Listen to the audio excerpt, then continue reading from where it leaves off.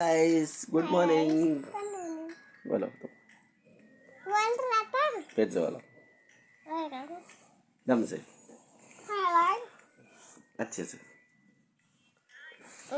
भैया भैया बोलेगा भैया बुलाओ इधर भैया गुंजा को बोलना नहीं आ रहा है ना, ये बोल नहीं पा रही सही से।